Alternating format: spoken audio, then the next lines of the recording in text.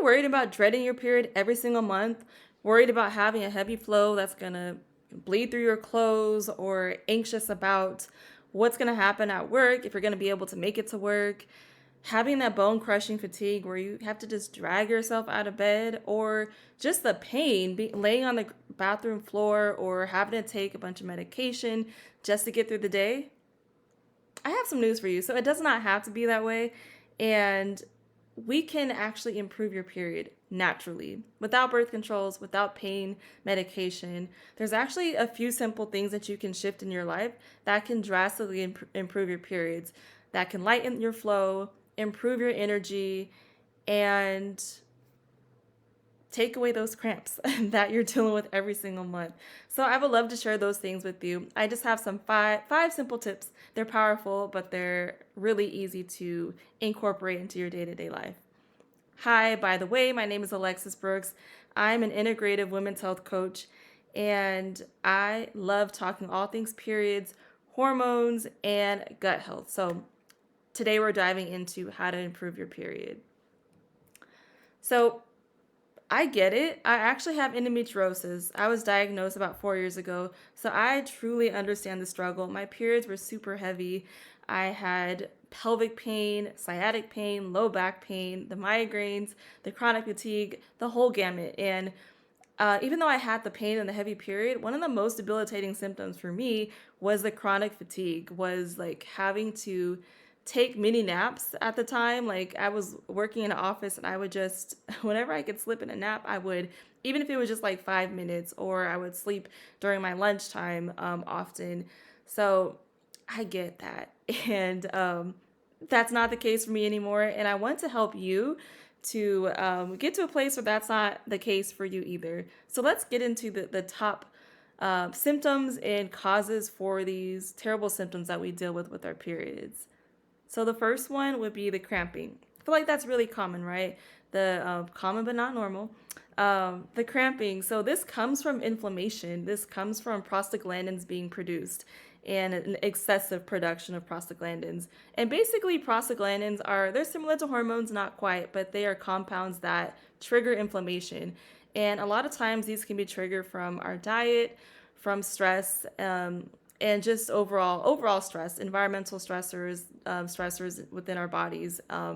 But yeah, those are a big one. The next one would be so the heavy bleeding, right? That's also really common. Heavy bleeding can come from a variety of things. Inflammation is one reason why a person may have heavy bleeding. It could also come from an imbalance, more common, I would say, comes from an imbalance of hormones, so estrogen and progesterone. So in a situation where someone is estrogen dominant, where they have a higher amount of estrogen relative to progesterone in their body. And this can come from gut health. It can come from poor liver detoxification as well.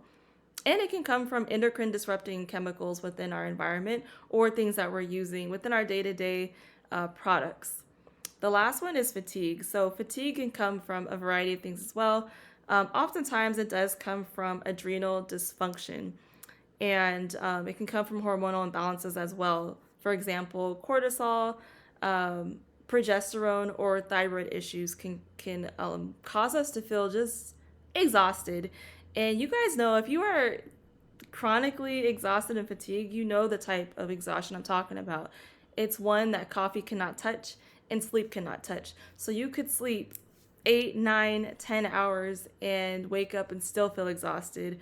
Or you could be drinking coffee like every single hour and you're feeling like it's just not doing it. A lot of times it's because there's a hormonal piece going on.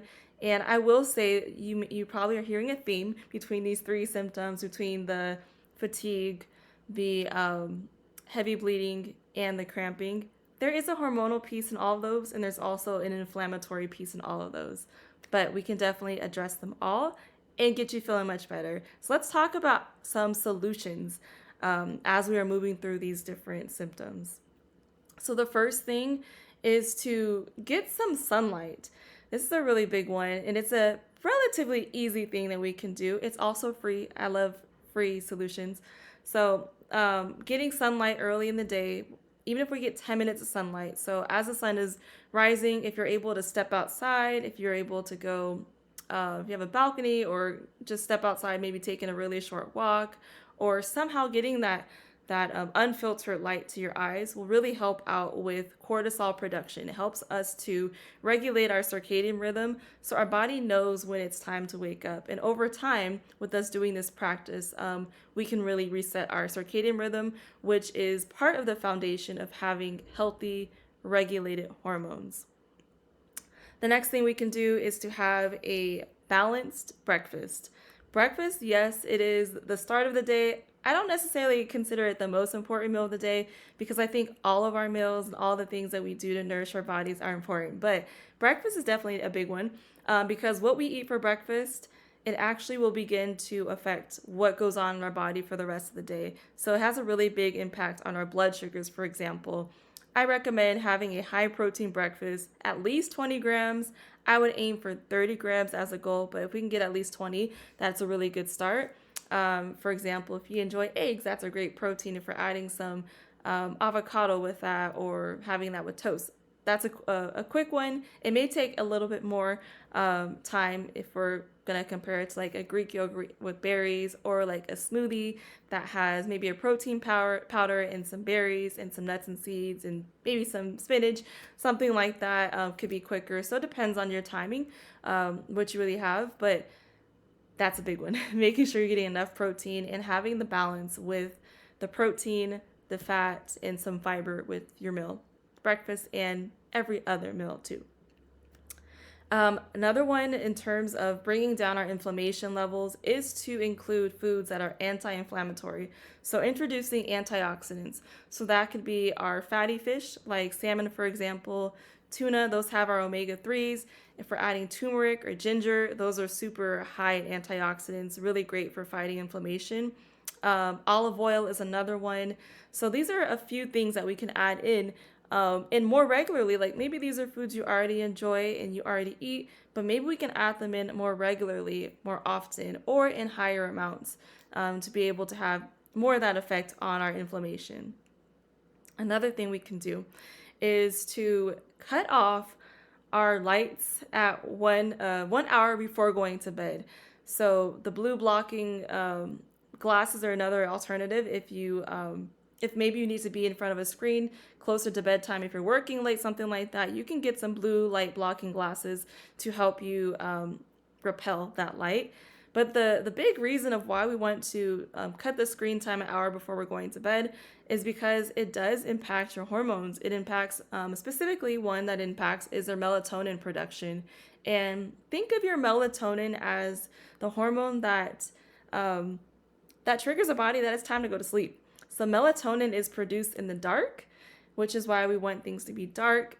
And on the opposite side, cortisol is produced in the light, which is why I mentioned it's helpful for us to have light to our eyes when we're first waking up.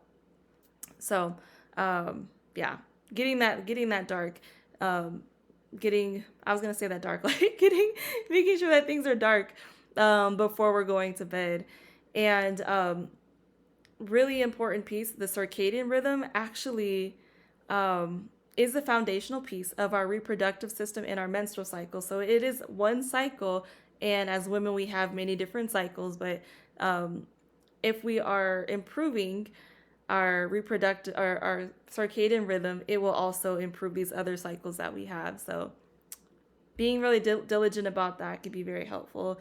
Avoid that doom scrolling and the things that we're doing on our screens and things like that right before we go to bed, because that could be detrimental. The other thing that we can do is support our liver for estrogen detox.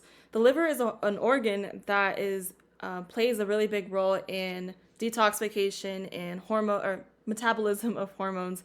So if we are supporting our liver, we can also support our estrogen to be packaged up and moving through our bodies properly.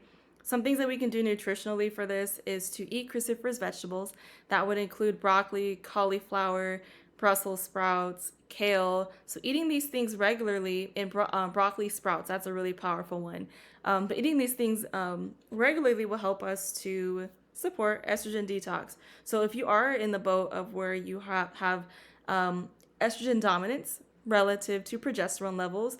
This will help to balance out your estrogen a little bit better and support reducing your heavy flow.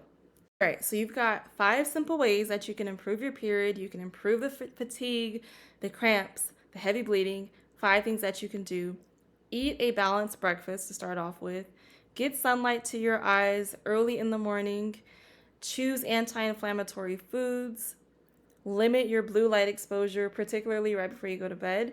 And support your liver for estrogen detox. So, by doing these 5 things, you can really drastically improve your period. And it's not going to be immediate, but you are going to see some changes within your next cycle. And as you continue to practice these things, you'll see things improve more and more and more. I typically see what people notice first is the pain. They first notice a reduction in pain in their periods, and they tend to feel much more energized too. So I challenge you, I encourage you to incorporate these 5 simple yet powerful steps into your day to day.